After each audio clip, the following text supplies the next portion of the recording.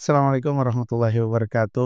Hamdalillahi tabaraka wa ta'ala. Shaliyan saliman ala Rasulillah Sayyidina Muhammad wa ala alihi washabihi wa mawala. Jumpa lagi di podcast Santri, program unggulan Al-Maliki TV. Seperti biasa kita pasti menghadirkan tamu-tamu menginspirasi. Dan tamu kita kali ini luar biasa kawan. Jadi kita kedatangan tamu yang sangat menginspirasi, penulis, rektor, akademisi, dan penyuka film juga. Ya salam, termasuk sufi, suka film. Beliau adalah Gus Haji Rizal Mumazik ZMHI. Beliau adalah rektor Universitas Al-Falah As-Sunniyah Kencong Jember atau UAS. Assalamualaikum Gus. Waalaikumsalam warahmatullahi wabarakatuh. Pripun kabar Gus? Alhamdulillah sehat. Allah ya salam. Kayaknya Gus ini sehat terus ya kayaknya ya. Semoga selalu sehat. Saya pantau di pergerakannya itu kan nggak pernah capek ya. Hari ini di sini, besok sudah bergeser dan di medsosnya juga luar biasa. Pasti teman-teman atau pemirsa Al-Maliki TV tidak asing dengan beliau. Senyampang ada di tengah-tengah kita dan menjadi tamu istimewa di Al-Maliki TV. Kita ingin bincang-bincang dengan beliau ini, dengan Gus Rizal Mumazik. Masya Allah ya salam. Gus, saya lihat Gus nggih, jenengan ini kok pergerakannya sangat dinamis sekali itu Gus ya. Jadi menggerakkan santri, pengiriman dai, kemudian aktif di organisasi. Jadi semacam prototipe santri of the year ini kayaknya ya. Santri of the year ya. Santri inspirasi sekali. Gus, apa resepnya itu Gus? Kok jenengan sangat mobile sekali atau energik sekali itu Gus? Ya, resepnya ya semangat, golek sangu mati, mencari bekal untuk menghadapi hari setelah kematian. Masih muda loh Gus, kok sudah mikir mati nih? Iya, semakin banyak kita nabung, semakin untung kita. Cari sangu mati. Jadi motivasinya adalah takut mati Gak takut istri. sudah kelihatan dari statusnya nih. Nggak pernah nyenggol-nyenggol hal yang berkaitan dengan istri ya. Dan poligami. Terus dari sekian program jenengan itu saya lihat pengiriman dai itu kemudian membangun jaringan dengan beberapa entitas. Gimana itu? Realnya atau aplikasinya gimana terus? Baik, terima kasih. Ini Ustadz Umar Hawari, Ustadz Umar Faruk atas kesempatan yang diberikan. Jadi termasuk Ustadz Umar Faruk ini adalah partner terbaik saya dari Sokap dakwah di luar Jawa. Jadi melalui organisasi yang beliau pimpin yaitu Hawari Hay'ah Sofa Al-Malikiyah. Jadi dengan demikian kita berusaha bersama-sama kolaborasi mencari ridho Allah khususnya lillahi kalimatillah dalam program dakwah itu, yaitu sebagaimana program yang kita sepakati agar daerah-daerah minus Islam, minus dakwah dan minus ekonomi itu menjadi target prioritas kita kan. Yaitu pada program pengiriman dai mahasiswa, yaitu sebuah program yang diinisiasi, diinspirasi dari gagasan Kiai Haji Ahmad Sadi Jauhari, pengasuh Pondok Pesantren As-Sunniyah Kencong Jember, yang juga Rois Suriah PBNU. Beliau menginginkan agar masa KKN mahasiswa itu setidaknya minimal 6 bulan atau 1 tahun, karena kalau 40 hari untuk dakwah tampaknya tidak begitu mencukupi, maka apa yang disampaikan oleh beliau itu kita terjemahkan dalam realisasi, yaitu melalui program dai mahasiswa sebagaimana kita kerjasamakan sejak tahun 2019 dan tidak terasa ya sudah terasa, Masya Allah ya. Jadi ada program yang kami terap dari kampus Universitas Al-Falah As-Sunniyah Kencong Jember dengan Hay'ah Hawari Hay'ah Aswaf Al-Malikiyah, yaitu program pengiriman dai mahasiswa sejak tahun 2019 di Sarolangun Jambi, yaitu membina suku anak dalam di sana khususnya para mu'alaf, dan alhamdulillah ini berkat ridho Allah juga berkat sokongan dari para agniya, program ini berlangsung hingga saat ini sudah 6 tahun sekian angkatan, dan setiap tahun ada dai mahasiswa yang kita tugaskan di sana 1 orang 2 orang, dan alhamdulillah hingga hari ini, dan juga berkat dukungan para donatur alhamdulillah kita dapat mendapatkan bantuan banyak ya di sana, termasuk pembelian sepeda motor untuk kita pakaikan ke para dai, termasuk juga panel listrik tenaga surya, karena satu masjid mungil di tengah komunitas yang kita bina di sana, itu kan ada masjid yang tanpa listrik. Ketika nyambung listrik itu pasti habis ratusan Iya, juta. karena jauh sekali Gus, Jauh 5 sekali. kilo ya dengan Kemudian pemukiman. betul, akhirnya untungnya ada saudara saya, sahabat saya namanya Mas Temon Sujadi, ini saya sebut lantaran ini kebaikan, itu yang dari Jakarta, itu kemudian mengirimi panel listrik tenaga surya dan alhamdulillah ini walaupun beberapa kali rusak, ini masih tetap bisa dengan terang, termasuk selain sepeda motor, panel listrik tenaga surya, juga Januari kemarin, maaf Desember kemarin, berkat urunan dari para donatur, alhamdulillah bisa kita realisasikan sumur Nahdlatul Ulama. Masya Allah. Ada pelangnya, kenapa kita kasih nama Nahdlatul Ulama, ada bendera NU, juga ada bendera kampus kami di pelang itu, lantaran untuk mengabadikan kebaikan dari para donatur bahwa dakwah ini bukan hanya kampus UAS, bukan hanya Hawari Hay'a As-Sofa Al-Malikiyah, melainkan ini adalah dakwah program kita semua dalam upaya lillahi kalimatillah, dalam upaya membahagiakan umat Rasulullah Muhammad SAW. Masya Allah. Nah, ini terima kasih sekali lagi atas kolaborasi Masya Allah. itu. Jazakumullah. Gus, biasanya gerakan-gerakan atau semacam itu yang banyak terkendala itu kan dana. Gimana ini Gus, kok lancar-lancar sekali nih jenengan Gus, untuk urusan dana ini? Alhamdulillah itu selama ini kita mendapatkan donatur dari dalam maupun luar negeri, baik dari donatur personal maupun dari lembaga. Kalau dari lembaga itu diantaranya dari Nurul Hayat, dari NU Online, dari Lazisnu juga ada, dan juga dari para donatur yang memang seneng Ustaz. Seneng artinya melalui program ini mereka menganggap ini program yang benar-benar merealisasikan dakwah. Yang kedua, juga mereka merasakan kalau selain berdakwah juga ada aspek pemberdayaan ekonomi kepada warga masyarakat di situ. Selain itu juga ini yang disukai oleh para donatur, ada transparansi sebagaimana selama ini kita lakukan. Setiap kali ada dana masuk kita laporkan melalui media sosial.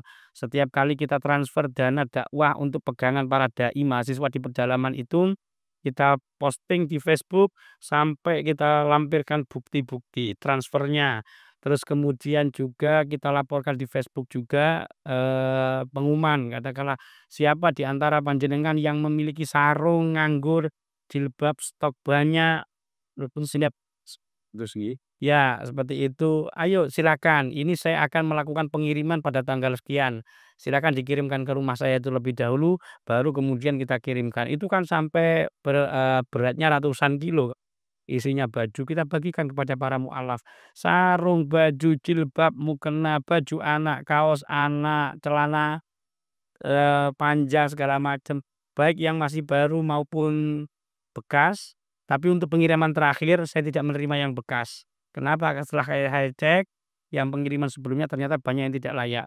Makanya untuk pengiriman yang kedua ternyata ini malah lebih banyak ketika saya umumkan saya tidak menerima baju bekas. Yang saya ingin adalah membahagiakan orang lain dengan baju baru, sarung baru, jilbab baru. Dan yang terbaik. Ternyata kita dapat dukungan banyak, itu kan malah, ratusan kilogram yang kita kirim ke sana, kemudian dibagikan kepada para mualaf warga suku Anak Dalam, bahkan di antara para mualaf ini masih ada yang tidak menggunakan atasan itu Betul. kan. Artinya dari sini Ustadz, kita berusaha mewujudkan program dakwah yang bisa dipertanggungjawabkan secara publik, baik programnya itu terlaksana dengan baik maupun terlaporkan dalam bentuk akuntabilitas publik dan juga transparansi penyaluran dan perolehan dana. Termasuk ketika kita membelikan sepeda motornya ini bentuknya, kemudian sepeda motor kita cat ijo, kasih logo Nahdlatul Ulama, harganya sekian, terus kemudian kita bangun sumur, prosesi mulai awal sampai akhir, kendala yang dihadapi, sumur bor ya kedalaman 71 meter, terus ternyata kemudian ketika mau sudah dimasuki, pipa ternyata ambrol, itu kan kendala segala macam, ya itu kita belak-belakan sedemikian rupa.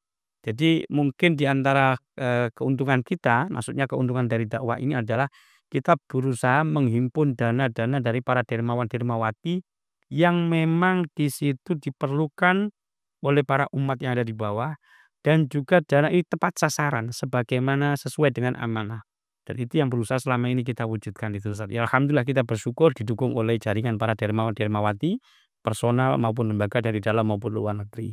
Bagi yang ingin bergabung dengan program dakwah kita Kita saat ini bekerja sama selain di Sarolangun Jambi membina para mualaf suku anak dalam di sana, kita juga mengembangkan yang ada di NTT, kita bangun juga di sebuah desa di mana komposisi muslim non muslimnya itu ada 50% 50%.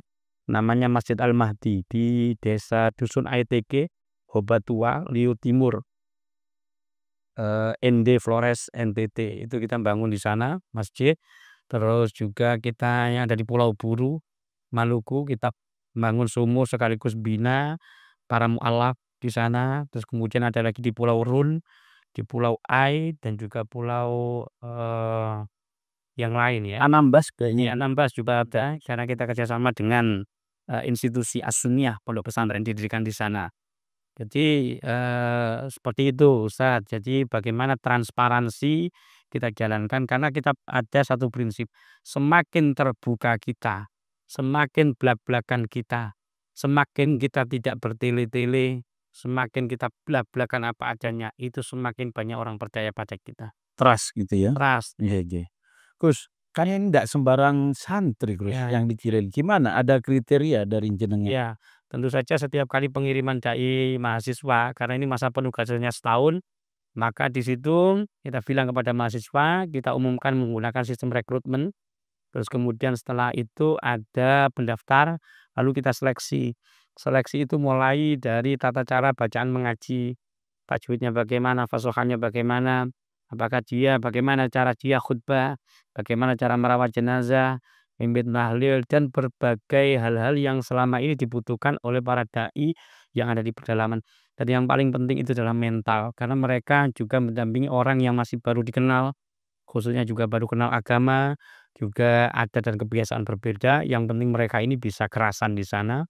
Lantas kemudian juga kita tekan kontrak, ada hak, ada kewajiban, plus juga tiket, biaya bulanan dan segala macam di situ tertera secara jelas. Jadi mahasiswa juga sudah tahu dan juga kita beri jaminan nilai A. Oh gitu. Ya, setiap Di mata kuliah apa itu Gus? di mata kuliah semua selama 2 semester, maka semua nilai mereka ini A. Masya Allah. Dan juga mereka tidak lagi berkewajiban mengikuti KKN, PPL, dan PKL. Karena ini 1 tahun di luar Jawa itu lebih berat daripada KKN, PKL, dan juga PPL. Dengan cara seperti ini kita bisa merekrut beberapa dai untuk kita kirimkan ke luar Jawa, termasuk pada soal pendanaan, pembelian tiket, segala macam, tiket bis, tiket kapal laut, tiket pesawat. Alhamdulillah selama ini disokong oleh jaringan para dermawan-dermawati. Jadi saya masih ingat itu dana awal yang kita butuhkan, saya waktu itu hanya pakai uang kampus sekitar 4 juta atau 5 juta untuk pemberangkatan awal. Setelah itu alhamdulillah semua tidak menggunakan uang kampus UAS, melainkan uang dari para agniya. Tuh, jadi bukan uang kampus. Jawabannya pabrik, ya seperti itu. Gus, ada tantangannya ndak Gus ini ngirim santri, kemudian kan begini, santri ini kan mau dilepas nih Gus di kawasan yang menurut saya ekstrim lah. Yang saya tahu suku anak dalam itu kan tergolong ekstrim. Ada tantangannya ndak Gus ini dengan dinamika pengiriman nih? Pertama tantangan pada soal mentalitas. Beberapa kan biasanya kita komunikasi ya di grup. Bagaimana kabarnya, apa yang sekarang ini dilakukan, tantangannya kadang dari warga sekitar, kadang-kala komunikasi yang terbatas, juga sinyal. Dan yang paling penting sebenarnya tantangannya adalah pada mentalitas dai mahasiswa ini. Tahan atau tidak selama 6 bulan sampai 1 tahun dia bertugas di sana. Dan selama ini bisa kita lihat alhamdulillah kok tidak ada yang tidak kerasan. Artinya mereka kerasan di sana, Nggak ada yang kabur Gus tidak ya? ada yang ngapur alhamdulillah. Bahkan yang kita ketahui ada yang lebih dari 1 tahun di sana yang seperti Mas Ismail Jauhar, Ismail, nggih, sama Imron atau siapa itu nggih. Imron sama Faktur ya. Ya alhamdulillah selama ini tidak ada kendala yang berarti. Tentu ini berkat dukungan daripada para dermawan-dermawati maupun para masyayikh yang selama ini berdoa tirakat agar program kita bisa berjalan dengan baik. Gus, selama ini ya jenengan kan pakai institusi kampus Gus. Selama ini kayaknya kita belum ketemu kampus yang seberani itu untuk ngirim. Kira-kira apa masukan jenengan ke kampus-kampus yang lain? Karena selama ini kita lihat kampus itu akademik sekali Gus, atau normatif atau birokratif sekali. Ya, Pripun niku? sejak diberi amanah oleh Kiai Haji Ahmad Sati Jauhari guru kami selaku sekaligus juga kepala ketua yayasan untuk memimpin institusi kampus ini, saya sudah memiliki semacam visi lah. bahwa visi kampus kampus ini jangan hanya menjadi institusi pendidikan. Kampus Universitas Al-Falah As-Sunniyah, waktu itu masih Mas Inaifas ya, itu harus menjadi lebih dari sekedar lembaga pendidikan, yaitu lembaga pendidikan, lembaga sosial, dan juga lembaga dakwah.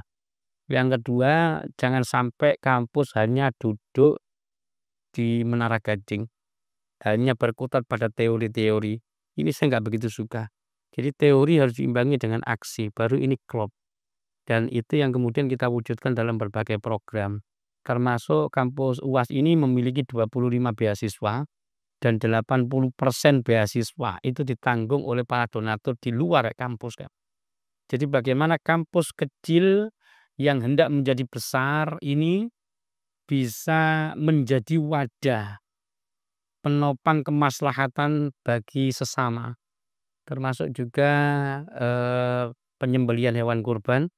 Itu kan setiap tahun kita bentuk panitia sejak 2019 sampai hari ini, dan daging hewan kurban itu tidak kita bagi-bagikan ke margas kita saja atau untuk dalam tanda kutip bancaan orang sekitar pekerjaan panitia, tapi memang kita salurkan kepada penerima yang memang benar-benar tepat sasaran, yaitu di sebuah lokasi RW atau dusun atau sebuah desa yang memang tidak ada orang berkorban di situ.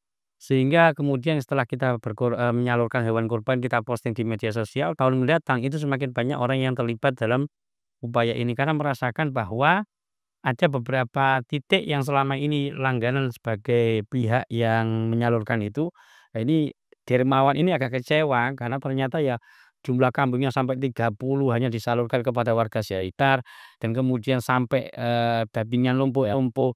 Nah ketika disalurkan kepada kami itu memang kita posting melalui video maupun foto-foto secara langsung kepada para donatur dan itu kita jelaskan kondisi real yang ada di lapangan. Ini ada sebuah desa namanya Desa Jadukan, Tendas, Mojosari, Bukit Jember. Ini desa dengan 25 kakak. Selama ini tidak ada satupun orang yang mau menitipkan hewan kurban di situ. Terus kemudian ada musala rusak di situ yang kita ketahui setelah penyaluran hewan kurban. Kemudian kita renovasi sekali lagi berkat dana dari bantuan para donatur. Musola yang ambruk kita renovasi. Kemudian kami dapat bantuan dari donatur dari Selandia Baru. Nitip uang wakaf atas nama ibunya 70 juta kita wujudkan dalam bentuk, tempat wudhu wakaf atas nama ibunya almarhumah Ibu Robiah Abdullah Rasul. Sangat senang sekali kita bangunkan sumber air bersih di situ. Kemudian langkah yang paling terakhir membangunkan sebuah rumah dinas yang ditempati oleh dai mahasiswa regional. Jadi ada 3 kategori dai mahasiswa. Yang pertama dai mahasiswa internasional yang kita kirim ke Thailand, kita kirim ke Malaysia untuk dakwah di sana selama 6 bulan sampai 1 tahun, bahkan ada yang sampai 2 tahun di sana. Yang kedua, kategorinya dai mahasiswa nasional, sebagaimana kita kirim ke wilayah-wilayah terpelosok dari Jambi hingga ke Papua, ke Sorong. Terus kemudian ada juga dai mahasiswa regional. Nah ini yang menjadi dai mahasiswa di wilayah sekitar kampus, karena kita temukan ada beberapa dusun yang tidak ada TBQ-nya. Itu kita dirikan TBQ, kita tempatkan 1 dai di situ, kita bangunkan rumah sederhana, sehingga nanti pelanjutnya juga bisa tempat di situ.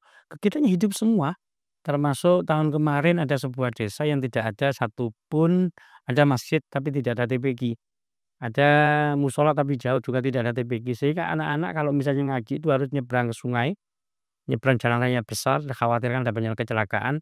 Akhirnya mahasiswa kita taruh di situ dalam program PKMBR, pengabdian kepada masyarakat berbasis riset. Itu selama 40 hari saya bilang ini dusun terpencil, silakan didirikan di sini TBQ, tapi setelah mendirikan jangan pernah kamu lepaskan, karena ini tanggung jawab kita semua. Sekarang alhamdulillah masih ada dan dikelola oleh adik-adik kelasnya. Itu di Jember juga. Oke. Nah itu diantaranya. Sekali lagi kami mengucapkan terima kasih kepada para pihak yang selama ini membantu kampus Universitas Al-Falah As-Sunniyah mewujudkan berbagai program, karena kampus UAS bukan hanya lembaga pendidikan saja, melainkan ini lembaga sosial dan juga lembaga dakwah. Masya Allah. Gus, terakhir Ya. Gus. Ini kan kampus itu kan banyak orang itu. Kok jenengan punya ide-ide ekstrem, Ya. berani. Itu di internal aman ndak atau ada riak-riak ndak itu Ya. Gus? Gimana Gus? Sebagaimana tadi yang saya sampaikan dalam seminar, jadikan sahabatmu sebagai penasihat terbaikmu. Yang kedua, carilah saran dari mereka yang berani tidak sependapat denganmu. Ini kalimat hebat, 2 prinsip yang saya pegang, kata-kata inspirasi dari Toyotomi Hideyoshi yang tadi pemersatu Jepang itu. Dan selama ini di awal tentu saja ada pergolakan, ada perbedaan pendapat, tapi lambat laun itu mendapatkan dukungan, semua mendukung. Lantaran apa? Pertama, saya berhasil meyakinkan para sahabat struktural di kampus UAS bahwa program ini akan istiqomah. Bahkan sekarang sudah berlangsung 6 tahun dan selain istiqomah, saya juga bilang, saya hanya pinjam uang kampus di awal, pakai uang kampus 5 juta. Setelah itu saya jamin tidak akan pernah pakai uang kampus karena saya yakin program ini didukung oleh Gusti Allah. Juga didukung oleh Junatud dan alhamdulillah teman-teman juga sangat mendukung, program ini lantaran selama ini juga tidak membawa nama kampus, bergerak atas nama kampus, dimotori oleh orang-orang kampus, tetapi tidak merecoki keuangan kampus. Dan kita transparan apa adanya, gitulah sebagaimana biasanya kita. Masya Allah, jazakumullah. Iya, ini ada satu sebetulnya. Ini kayaknya Gus ini sering bagi-bagi dampar sama bagi-bagi kitab. Cuma Darmanawan nggak kebagian ini. Untuk berapa kita kirim? Sih, tahap. Jadi ini di antara programnya bukan hanya ngirim manusia, tetapi juga ngirim dampar, ngirim kitab kepada guru-guru ngaji. Jazakumullah khairan Gus. Ini sudah kita mengganggu waktunya jenengan dan insya Allah menginspirasi sekali dan semoga ini juga nular ke kampus-kampus lain Gus nggih, untuk pengiriman dai mahasiswa ke daerah-daerah pelosok terpencil dan minus. Pemirsa Al-Maliki TV, hafizakumullah, itulah, kita bisa ngangsu weruh banyak dari beliau, Gus Haji Rizal Mumazik, tentang bagaimana beliau menggerakkan, santri mahasiswa atau mahasantri untuk bisa survive, dikirim ke tempat-tempat terpencil, untuk menggerakkan, pendidikan tarbiyah Islamiyah di kawasan-kawasan yang selama ini luput dari jangkauan orang lain tentunya. Jazakumullah khairan, Gus, jangan bosan-bosan untuk mampir ke Al-Maliki TV. Masih banyak ingin kita, gali ini dari jenengan, cuma kayaknya waktu terbatas dan semoga istiqomah perjuangannya. Kita tetap bersinergi di dalam gerakan dakwah Islamiyah. Sinergi diridhoi oleh Allah. Jazakumullah khairan. Demikian dari kami, dari Al-Maliki TV, jazakumullah khairan, wallahul musta'an wa ilaihi tuklan, wallahul muwaffiq ila aqwamit thoriq. Assalamualaikum warahmatullahi wabarakatuh. Waalaikumsalam warahmatullahi wabarakatuh.